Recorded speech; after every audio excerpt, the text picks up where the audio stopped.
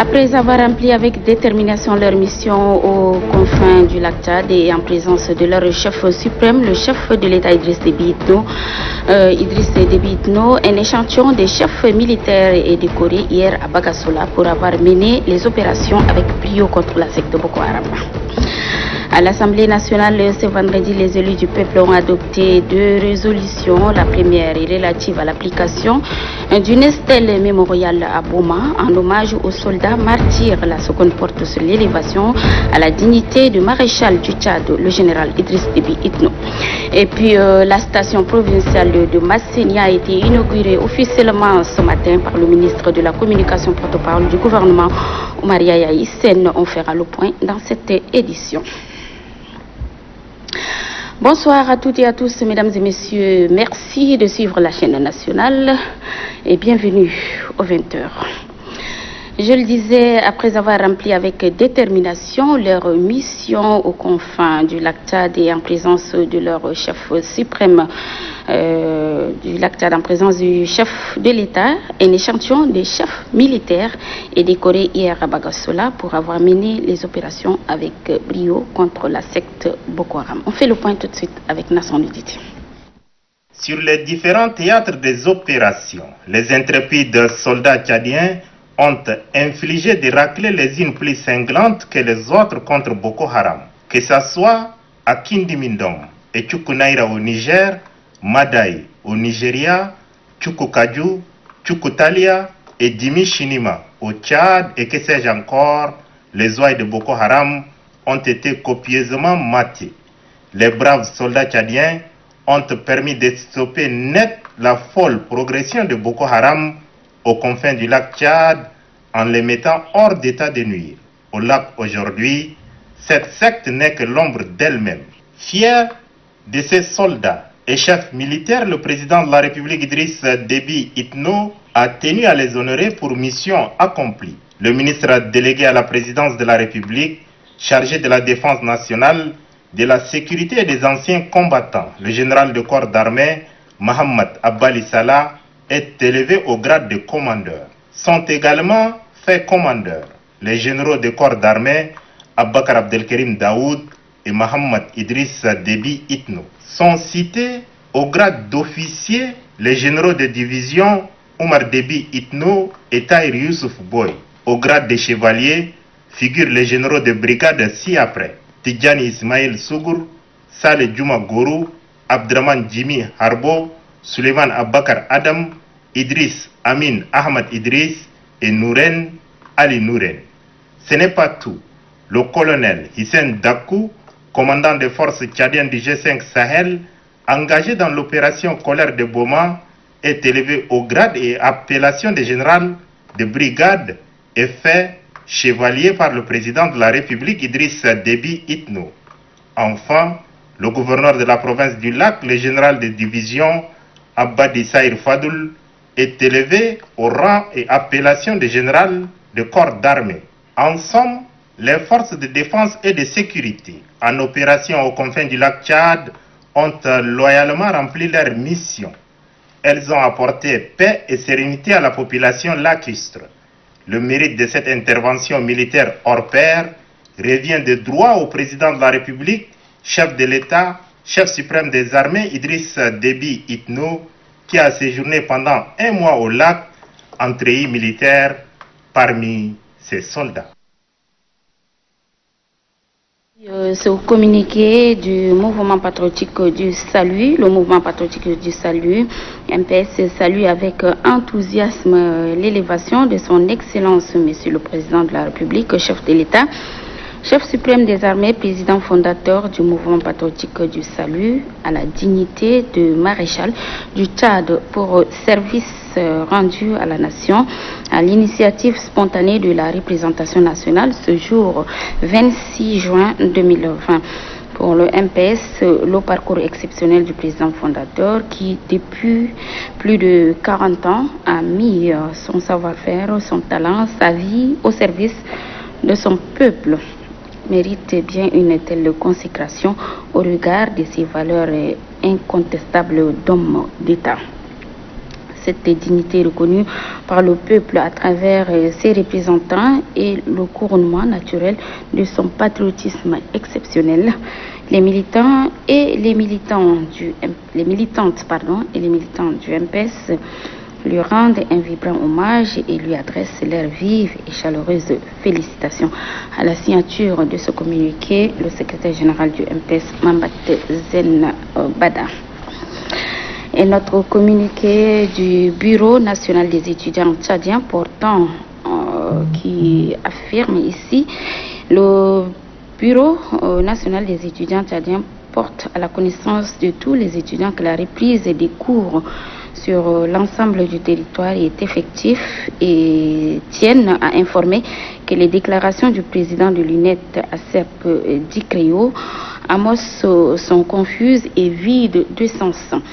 Ce sont des déclarations, souligne le communiqué, unilatérales qui proviennent que de lui et ses complices et non de l'ensemble des membres du Bureau national. Par conséquent, il se retrouve dans une situation de force majeure suite à la pandémie du coronavirus au Covid-19 dont nul n'ignore les conséquences. Ainsi, si le gouvernement s'efforce de sauver l'année académique en cours au profit des étudiants, nous ne pouvons que saluer cette sagesse. Ensuite, nous saluons le courage incessable de son Excellence Monsieur le ministre de l'Enseignement supérieur, de la Recherche et de l'Innovation et ses partenaires pour la reprise des cours tant attendus par les étudiants. Nous en appelons à tous nos camarades étudiants de faire preuve de courage afin de rattraper l'année académique en cours et nous mettons en garde toute perturbation aux défaveurs des étudiants. La suite de cette édition à l'Assemblée nationale, je l'annonçais en titre, ce vendredi, les élus du peuple ont adopté 2 résolutions. La première est relative à l'application d'une série mémoriale à Boma, en hommage donc aux soldats martyrs. La seconde porte sur l'élévation à la dignité du maréchal du Tchad, le général Idriss Déby Itno. On fait tout de suite le point avec Dame Galibne Joël.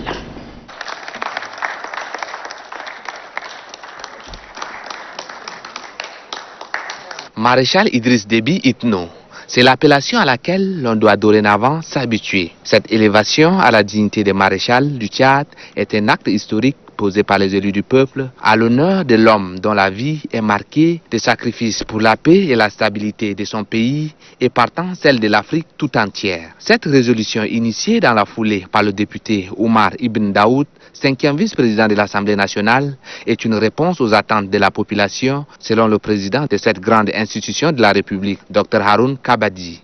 Le général d'armée Idriss Déby Itno est élevé à la dignité de maréchal du Tchad pour service rendu à la nation et les nombreuses victoires militaires remportées tant à l'intérieur qu'à l'extérieur du pays.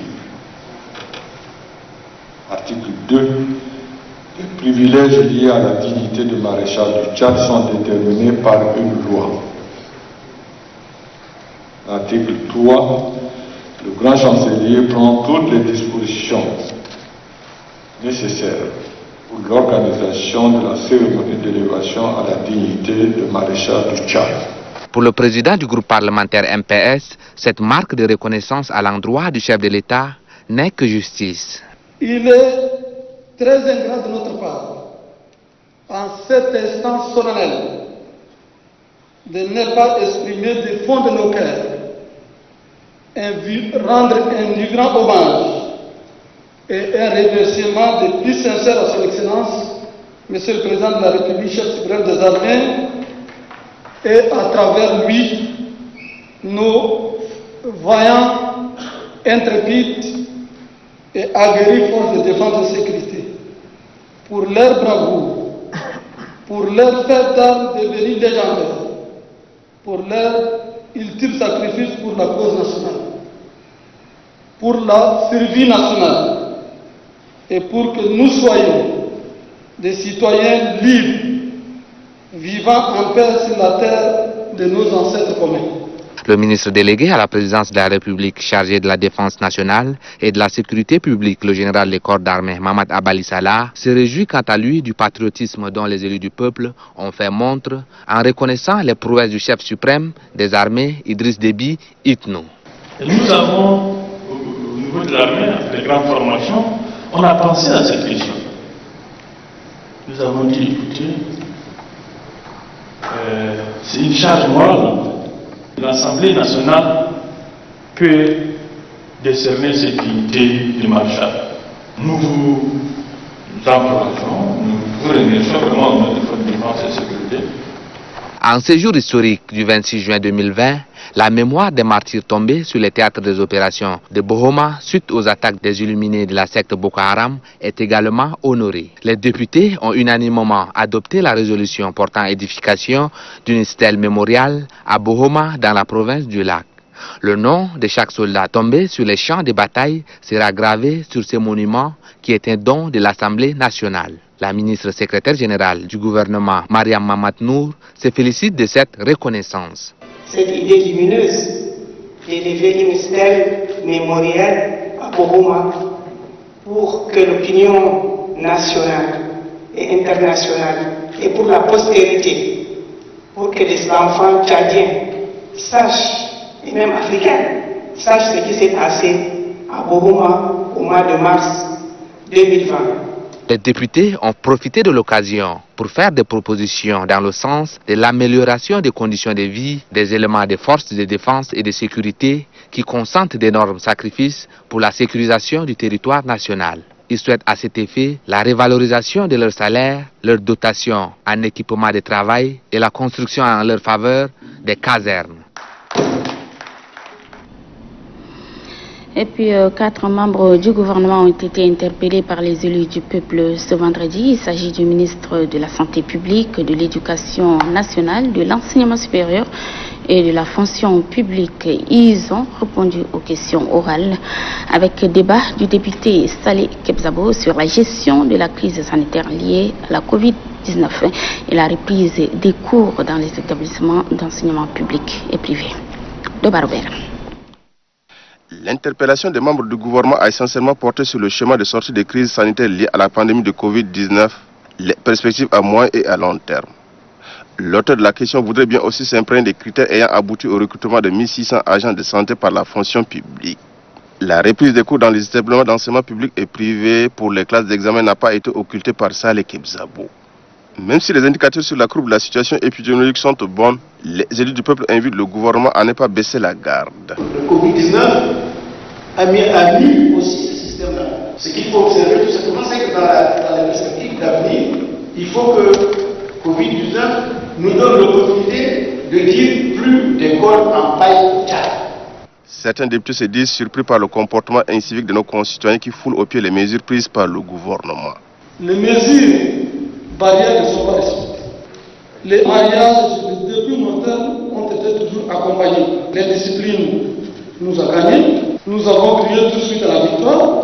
Oui, s'il y a un cas de pic encore, ça serait des cas communautaires.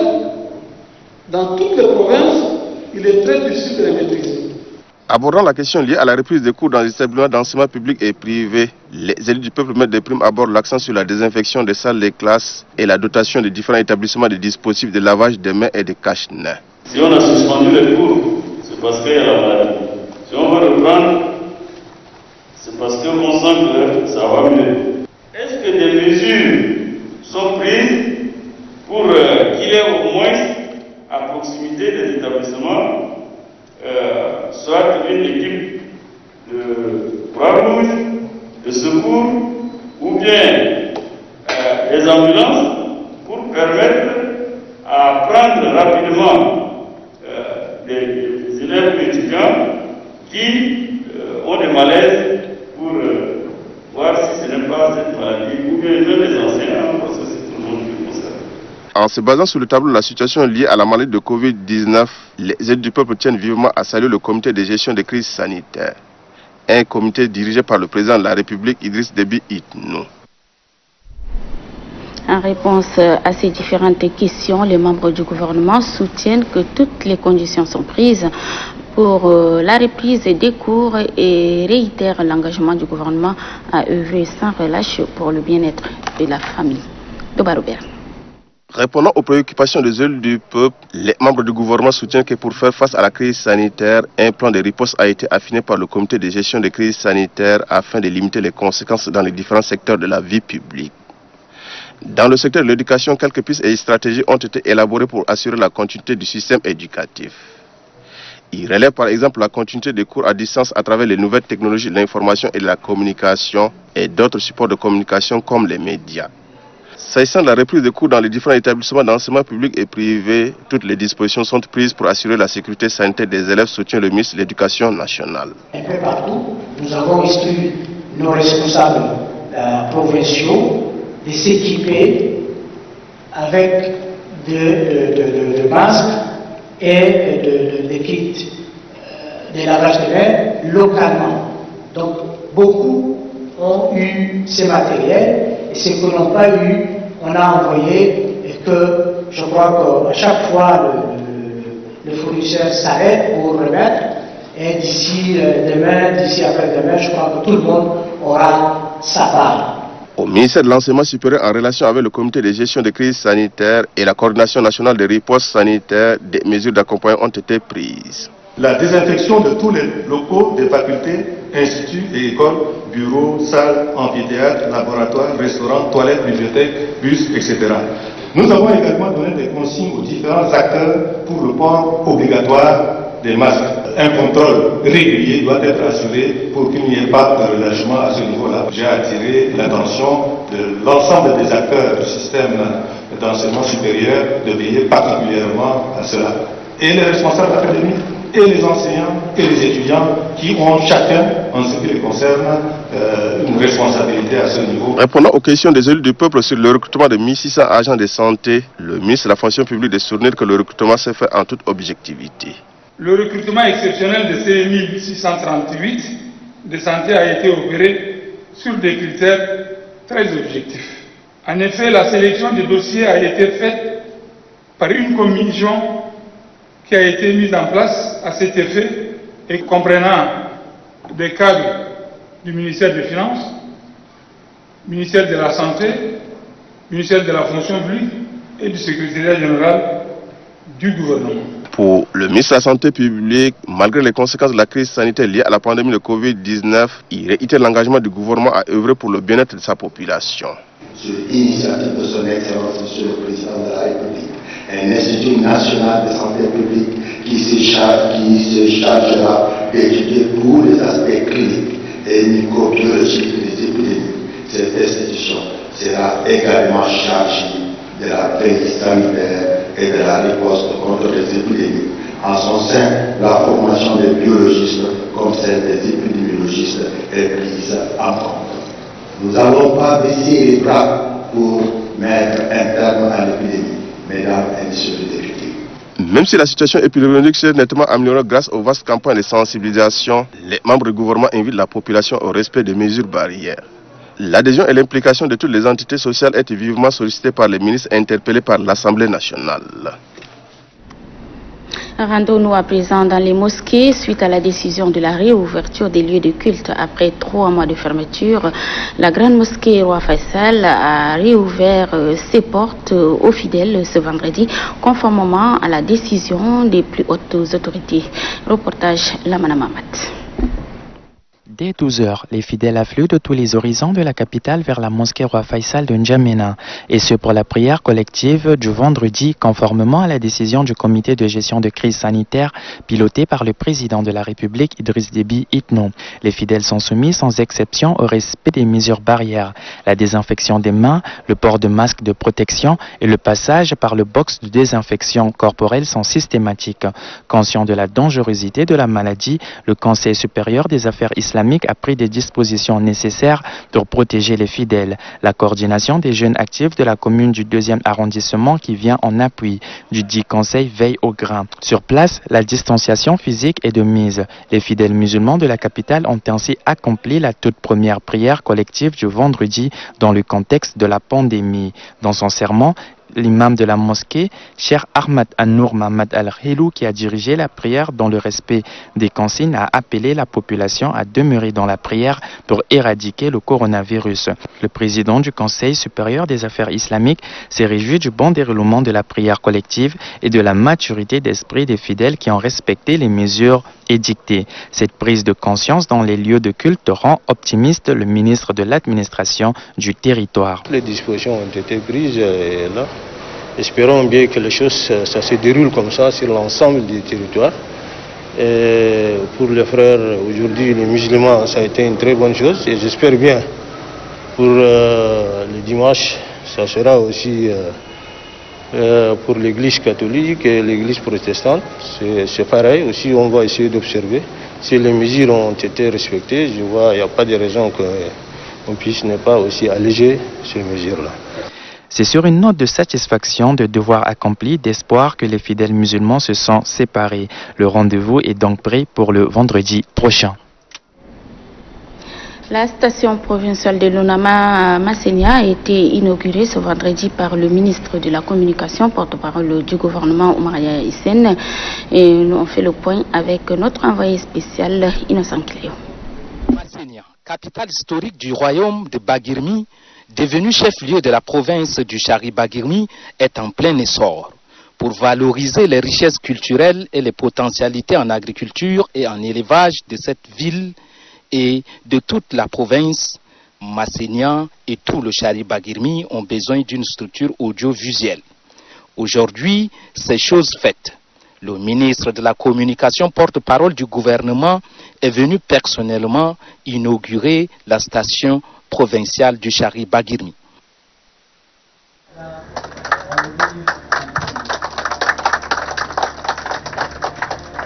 Très ému, le maire de la ville de Massénia et le gouverneur de la province du Chari-Bagirmi, Dr Aboubakar Djibril Aboubakar, se sont relayés au podium pour exprimer leur gratitude aux plus hautes autorités de la République pour avoir doté leur province d'une station provinciale. Pour le ministre de la Communication, porte-parole du gouvernement, Massénia est enclavée. Et le président de la République, Idriss Déby Itno, veut désenclaver cette ville historique à travers cet outil de communication. Après la coupure du ruban et la visite des installations techniques, le ministre de la Communication, porte-parole du gouvernement, ainsi que les personnalités présentes à la cérémonie sont partis dévoiler la plaque. Une photo de famille a été prise pour immortaliser cet événement. Et dans l'extrait que vous allez suivre, le porte-parole du gouvernement indique que la station provinciale ONAMA de Massénia désenclave désormais la province du Chari-Bagirmi en termes, dit-il, de valorisation des potentiels de la dite province. Maria Hissène. L'une des grandes réalisations du chef de l'État, l'une des multiples réalisations du chef de l'État en faveur de la population du Chari-Bagirmi, et particulièrement la population de Massénia. Vous savez que l'âme d'un peuple, c'est sa communication. Et donc le président de la République a jugé utile de faire tout d'abord la promesse à la population du Chari-Bagirmi parce qu'elle est estimée à 7000 âmes. Non pas seulement parce qu'elle est estimée à 7000 âmes, mais elle est plus proche de la capitale N'Djamena. Donc il n'y a pas de raison qu'une grande province comme celle du Chari-Bagirmi ne puisse pas avoir sa station régionale. C'est pour cette raison qu'il a promis, il a réalisé, et nous avons au niveau du ministère de la Communication, au niveau de l'Office national des médias et de l'audiovisuel, tenté une première fois d'inaugurer le plus tôt possible en mars dernier, mais malheureusement les contingences que vous connaissez, la conjoncture que traverse le pays et la crise sanitaire qui plombe encore notre pays ne nous a pas permis de respecter le délai qui était prévu.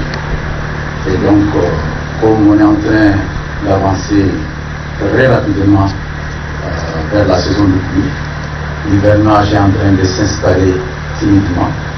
Le président de la République nous a instruit d'inaugurer la station provinciale avant la campagne agricole 2020. Et donc c'est pour cette raison que, en dépit de la crise sanitaire, en dépit d'autres contingences de la vie, nous sommes empressés pour venir aujourd'hui remettre ce joyau technique, cet outil important pour la province, aux autorités locales. Massénia est enclavé. Et le président de la République veut désenclaver la province à partir de cet outil de communication, parce que c'est un outil de communication qui permet de valoriser les richesses culturelles, sylvo-agro-pastorales de cette province, pour permettre aux uns et aux autres, tant à l'intérieur du pays qu'à l'extérieur, de suivre les immenses potentialités, les immenses atouts de cette province. C'est pour cette raison qu'on a opté pour cet outil de communication. Et à travers cet outil de communication, je crois que les populations vont valoriser, en accord avec leurs autorités, toutes les richesses qu'ils ont. Massénia, ce n'est pas une ville qui est méconnue. Vous savez très bien que l'empire du Baguini, dans la période précoloniale, coloniale, post-coloniale et même la période démocratique, a parlé de lui. Tout le monde sait que le Baguini a marqué l'histoire du pays. Et donc nous avons le devoir de valoriser toutes ces richesses pour permettre aux uns et aux autres, et particulièrement aux investisseurs, de venir investir ici dans cette province qui est très riche, qui est immensement riche. Et puis le porte-parole du gouvernement a aussi interpellé le gouverneur de la province du Chari-Bagirmi, les autorités traditionnelles relativement à la sensibilisation contre la Covid-19. Suivez une fois de plus Maria Issem. Je voudrais demander au gouverneur qui est à la fois coordonnateur du sous-comité provincial de sensibilisation de lui dire que la maladie, bien qu'elle est en train de partir timidement, ne nous a pas définitivement quittés. La sensibilisation doit être au point. La sensibilisation doit être renforcée. La sensibilisation doit être consolidée. Et la sensibilisation doit être continue pour permettre aux uns et aux autres de respecter davantage les mesures barrières. C'est très important. Et nous avons dit que quand on respecte les mesures barrières, on crée un bouclier contre cette maladie. Nous avons la chance d'avoir la province du Chari-Bagirmi qui n'est pas affectée, avec un seul cas jusqu'à date. Et donc ce n'est pas une raison pour nous de dormir sur nos lauriers, mais de continuer la sensibilisation afin que la chaîne de contamination puisse être définitivement rompue, parce que la province ne vit pas en vase clos, elle accueille tout le temps des étrangers, elle accueille tout le temps des populations venues d'ailleurs, et donc il faut que les autorités s'y mettent pour que les mesures barrières soient scrupuleusement respectées. Et je tiens à le rappeler parce que le risque est énorme, le risque est grand, et il faut que la distanciation sociale aussi soit respectée. La maladie est encore là parmi nous. Elle vit dans nos contrées. Les autorités politiques, administratives, militaires sont interpellées pour que ces mesures édictées par le gouvernement soient respectées, et à commencer par eux, parce que c'est eux qui doivent prêcher par l'exemple. Voilà des propos recueillis par Innocent Kilayo. Le représentant du chef de l'État dans cette partie du pays, je parle du Massenia, de Aboubakar Djibril Aboubakar, a présidé la cérémonie d'installation du nouveau délégué provincial du ministère de l'Aménagement du territoire, du développement de l'habitat et de l'urbanisme. Falambe Soulgan. Nommé par décret numéro 1116/PR du 1er juin 2020, Hissène Zakaria Hissène a été officiellement installé dans ses nouvelles fonctions de délégué du ministère de l'Aménagement du territoire, du développement de l'habitat et de l'urbanisme de la province du Chari-Bagirmi par le gouverneur de la dite province. Il remplace à ce poste Mahmoud Ibet. Après plus d'1 an à la tête de la délégation provinciale du ministère de l'Aménagement du territoire, le délégué sortant rappelle qu'il quitte son poste avec le sentiment d'un travail accompli. Néanmoins, Mahmoud Ibet suggère à son successeur de prendre à bras le corps les chantiers en cours et les projets d'urbanisation en vue. Très réceptif aux orientations de son prédécesseur, le délégué entrant promet s'investir dans les chantiers engagés et étudier avec attention et intérêt les projets d'urbanisation des villes du Chari-Bagirmi. Pour ce faire, il privilégie un travail bien fait et une franche collaboration. Je prends l'engagement devant vous et vos collaborateurs qui vous entourent à rester à vos côtés afin de relever les défis sous différentes formes. Aussi, en ma qualité de délégué de mon ministère dans le Chari-Bagirmi, de vous rassurer officiellement de finaliser les réalisations déjà engagées par mon prédécesseur. J'ose espérer que vos conseils ne nous en feront pas défaut pour un bon usage et efficient. Dans son adresse, le gouverneur de la province du Chari-Bagirmi, Aboubakar Djibril Aboubakar, a vanté les mérites du délégué sortant pour son sens de collaboration. Il a ensuite prodigué des conseils au délégué entrant avant de le renvoyer à l'exercice de ses fonctions. Conformément à la nouvelle disposition de l'organigramme du ministère de l'Aménagement du territoire, du développement, de l'habitat et de l'urbanisme, les délégués provinciaux ont pour mission de coordonner les activités de leur ministère au niveau local. Ils collaborent étroitement avec les autorités provinciales pour le bien-être de la population. Restons dans le même ordre d'idées. Le gouverneur de la province du Mandoul, Lissi Senda, a installé officiellement le nouveau délégué provincial de l'aménagement du territoire, de l'habitat et de l'urbanisme. C'était au cours d'une cérémonie en présence de nombreuses personnalités. On fait le point avec Ngaïta Félix. Conformément au décret numéro 2013 PR Matu 2019 du 27 novembre 2019 portant organigramme du ministère de l'Aménagement du territoire, du développement de l'habitat et de l'urbanisme, la délégation aux infrastructures doit léguer certaines de ses prérogatives à la délégation de Matu. Le délégué provincial aux infrastructures du Mandoul Nangomai Innocent demande au personnel de la nouvelle délégation de garder le même élan de collaboration, de respect de la déontologie avec le nouveau délégué pour la réussite de nobles tâches pour l'intérêt ultime du peuple tchadien.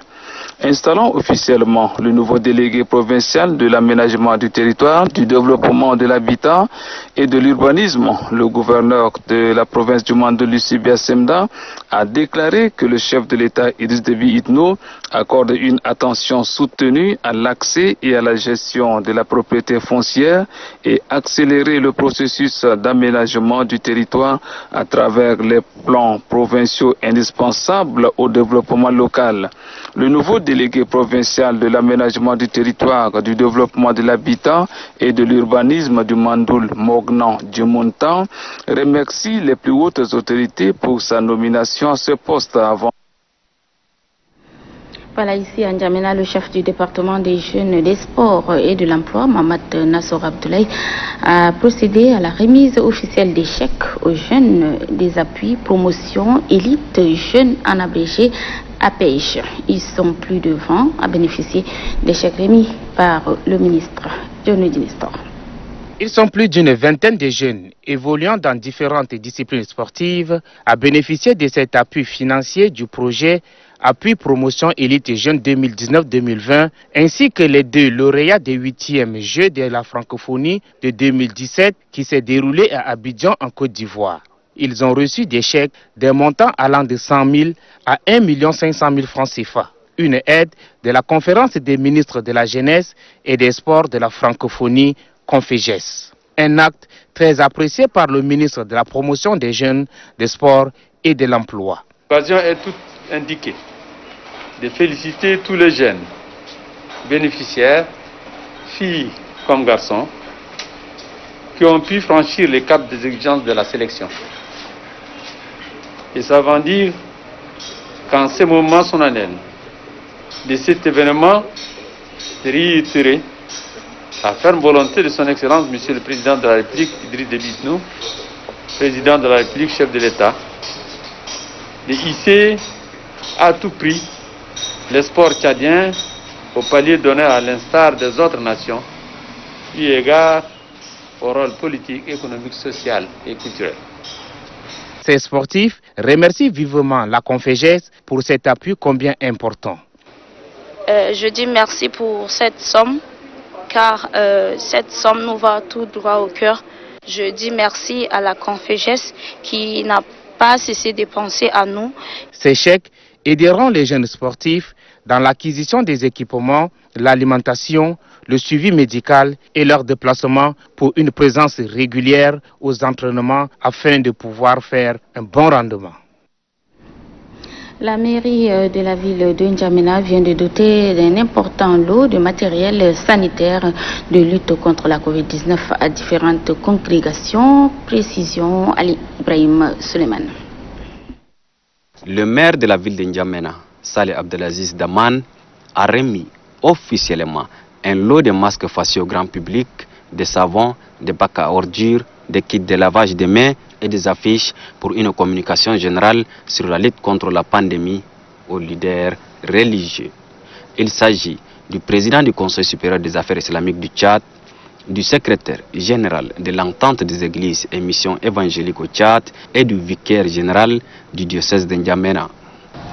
Ces dons s'inscrivent dans le cadre de la réouverture des lieux de culte fermés à cause de la pandémie coronavirus il y a pratiquement 3 mois. Étant donné que cette maladie n'est pas totalement maîtrisée, il est important de continuer à suivre les mesures barrières car les mosquées et les églises qui regroupent plusieurs personnes à la fois risqueront de devenir de véritables lieux de contamination et partant de toute la ville. Le secrétaire général de l'entente des églises et missions évangéliques au Tchad, le révérend pasteur Batang Kaligé, le vicaire général du diocèse de N'Djamena, Alphonse Karamba, et le président du Conseil supérieur des affaires islamiques du Tchad, Cheikh Mohamed Khater Issa, remercie les autorités communales de la ville de N'Djamena pour ce geste important.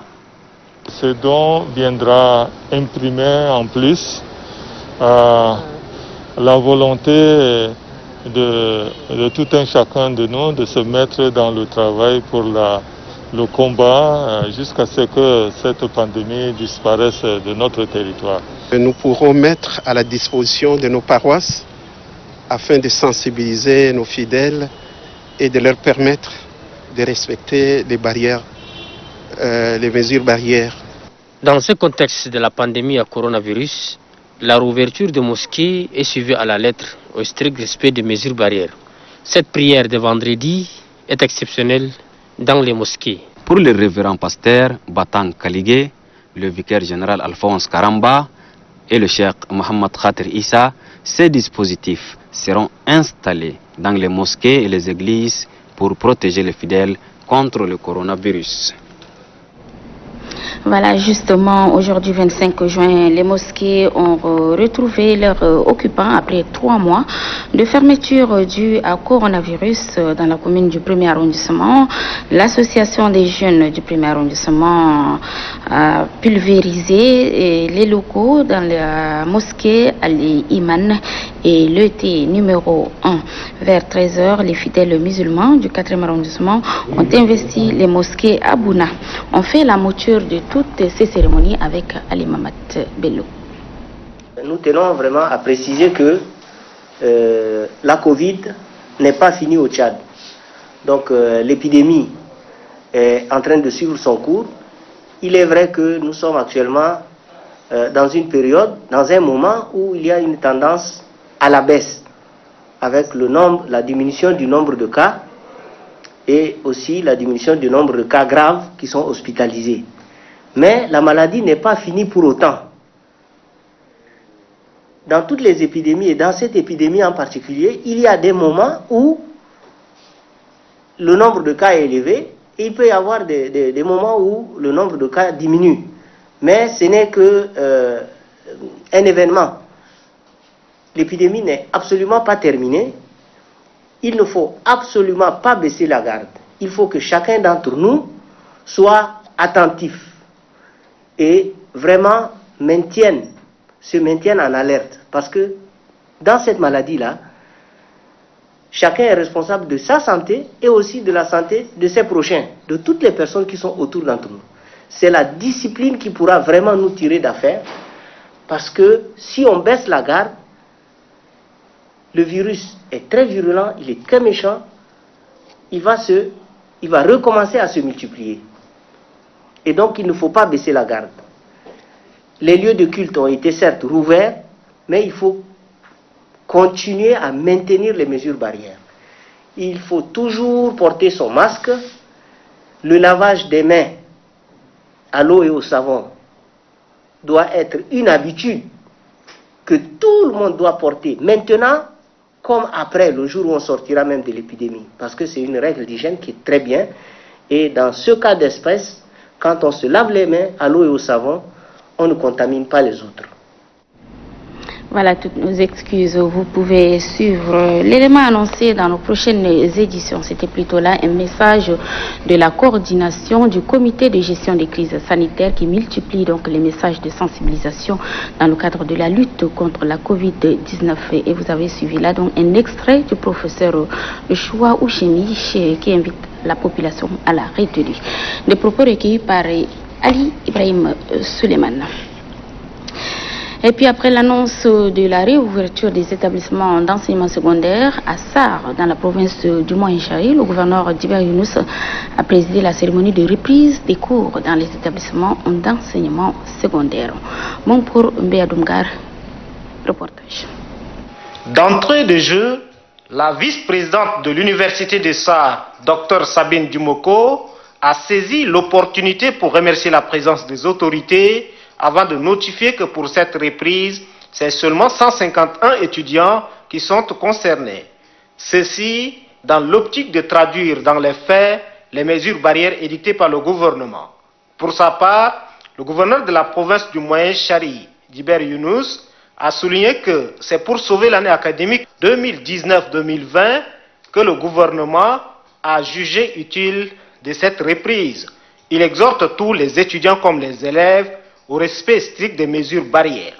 La délégation conduite par le gouverneur Djiber Younous a ensuite sillonné quelques établissements scolaires de la ville de Sar pour s'enquérir de l'effectivité de cette reprise. Partout où la délégation est passée, quelques conseils, consignes et orientations ont été donnés. Le grand problème se pose au niveau des lycées et CG, parce que là, le nombre est très élevé dans certains établissements. Les salles de classe sont vraiment insuffisants en essayant de mettre 20 à 25 personnes par salle. Nous allons voir avec la délégation, avec les différents proviseurs, pour essayer de trouver une solution intermédiaire, soit d'envoyer une partie de ces élèves-là dans les écoles primaires, parce que nous avons pulvérisé certaines écoles primaires en cas de besoin, et dans le cas contraire, trouver une autre solution, c'est de faire le cours le matin et le soir. Le gouverneur Djiber Younous de renchérir que les enseignants éloignés de leur poste doivent impérativement regagner leur localité, car des sanctions seront prises à l'endroit des récalcitrants. Le secrétaire général de la province du Guéra a fait également une descente ce matin au lycée de Mongo. Il est allé constater de visu la reprise des cours dans les différents établissements de la ville. Reportage Léa Maloum. Une visite qui entre dans le cadre du travail afin de remarquer l'effet sur la rentrée officielle des élèves et étudiants suite à la suspension du décret qui stipule l'arrêt des cours avec l'avènement du coronavirus. Un constat satisfaisant puisque le secrétaire général provincial du Rambete Dingamio et son staff, accueillis par les agents de la Croix-Rouge, ont remarqué que la reprise des cours est bien effective dans la province du Guéra et surtout dans la ville de Mongo. Ici, au lycée de Mongo, les enseignants et les élèves ont tous reçu des consignes qui sont essentiellement orientées sur le respect des mesures barrières. Aux enseignants, un message leur est adressé dans le but de faire appliquer toutes les décisions dans leur intégralité et aux élèves de respecter ces mesures barrières. De l'autre côté du lycée Koissien, le parti Al-Wassat, allié du MPS, représenté par son secrétaire provincial, Abdelhakim Issa Droub, a distribué des cache-nez aux élèves du lycée, ceci pour sensibiliser davantage les élèves à propos de la maladie et soutenir les responsables de cet établissement. Un tour dans la ville a permis de remarquer que cette date choisie pour la rentrée est bien respectée par les différents établissements de la ville de Mongo. Et comme je le disais tantôt, ouverture des lieux de culte ce vendredi, les fidèles musulmans ont fait la grande prière collective dans les différentes mosquées. À Mondou, le gouverneur de la province du Logone occidental, Dago Yacoub, a assisté à la grande prière qui a lieu à la mosquée de la ville. Amat Al-Sinamat. Conformément aux consignes données par le Conseil supérieur des affaires islamiques du Tchad, les portes de la mosquée Al-Atiq, grande mosquée de la ville de Mondou, ont été ouvertes aux fidèles à 12h45. Les fidèles se sont retrouvés dans la mosquée dans le respect des mesures barrières édictées par le gouvernement pour briser la chaîne de propagation de la pandémie du Covid-19 qui a occasionné la fermeture des lieux de culte. 15 minutes après l'ouverture de la mosquée, arrive l'imam Cheikh Mohamed Tahir Abdel Mahmoud Abbas, par ailleurs président du Conseil supérieur des affaires islamiques de la province du Logone occidental. Le sermon et la prière proprement dite n'ont pas dépassé un quart d'heure. Dans son bref message, l'imam Mohamed Tahir Abdel Mahmoud Abbas dit aux fidèles que ce n'est pas de gaieté de cœur que les lieux de culte ont été fermés. Tout en signifiant l'existence de la maladie qui continue de ravager l'humanité, l'imam invite les fidèles musulmans à respecter strictement les mesures barrières édictées par le gouvernement contre la Covid-19. Le respect strict des mesures préventives, c'est aussi le souci du gouverneur de la province du Logone occidental. J'ai constaté des visites. Tous ceux qui sont dans la mosquée ici présents ont leur cache-nez et ils ont respecté aussi les distanciations. Je suis très satisfait, très content et je demanderai toujours à M. l'imam et à son staff de continuer à faire la sensibilisation parce que la pandémie elle est là. Dans leur prière finale, les fidèles musulmans, à travers les 33 mosquées de prières collectives de vendredi de la ville de Mondou, ont imploré Dieu le Tout-Puissant de sauver le reste de l'humanité de cet ennemi commun et invisible, le Covid-19. Voilà, Covid-19 oblige, dans le cadre de cette lutte, les différentes organisations entament la sensibilisation de proximité dans les provinces. Dans l'élément que vous allez suivre, ces organisations du CANEM ont entamé leur campagne de sensibilisation de proximité dans les familles. Suivez les moutures signées Omar Mamato Waro. C'est ainsi que la mairie de Mwao a remis des cache-nez aux différents chefs de quartier pour faire le porte-en-porte en sensibilisant la population et distribuer les masques. Plus d'une cinquantaine de chefs de quartier se sont ainsi retrouvés à la mairie de Mwao, y compris ceux des villages périphériques, pour recevoir les masques. La plateforme féminine, quant à elle, a choisi le marché hebdomadaire de la ville pour distribuer des cache-nez. L'association des jeunes engagés pour le développement du CANEM, pour sa part, a mené une opération de pulvérisation de lieux de culte pour le début de prière, quelques écoles pour préparer la reprise des cours. Le Conseil des jeunes cadres pour le développement du CANEM, COJO-CADEC, lui, a fait un don à la délégation de l'éducation nationale et à l'Institut national de pétrole de Mao. Ce don est composé de 10 dispositifs de lavage de mains, 20 cartons de savon, 20 cartons d'eau de javel, 20 cartons de gel hydroalcoolique et de 1000 cache-nez. Dans leurs différentes déclarations, toutes ces associations ont demandé à la population d'être vigilante en cette période de post-confinement car la pandémie est encore parmi nous. Pour eux, c'est en respectant les consignes, les mesures barrières tracées par le gouvernement et en sensibilisant ceux qui ignorent la maladie que nous pouvons bouter le Covid-19 hors de nos frontières. En recevant les matériels de l'organisation de Kojo-Kadek, le préfet du Kanem, Brahim Alifa Ali, représentant le gouverneur, a dans son allocution demandé à la population du Kanem en général, aux élèves en particulier, d'adopter des comportements qui nous permettent de lutter contre le Covid-19, cette pandémie mondiale qui ne distingue aucun rang social. Et avant de nous séparer, je vous donne la teneur de ce communiqué de la Coordination nationale de riposte sanitaire. La situation épidémiologique de la maladie à coronavirus de ce vendredi, 26 juin 2020, se présente comme suit. 26 échantillons analysés, 2 cas confirmés en N'Djamena, 4 guéris, portant le total à 778, 0 décès. Le total des décès reste 74, 13 malades sous traitement.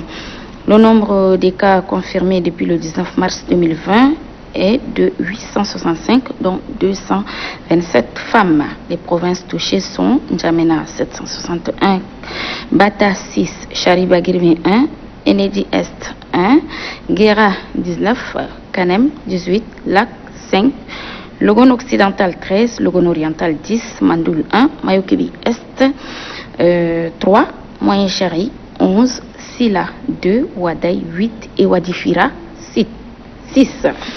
La coordination nationale de riposte sanitaire appelle la population à plus de discipline et un sens accru des responsabilités afin de mettre fin à la propagation de cette maladie. Aussi, l'observance stricte des mesures barrières reste de rigueur.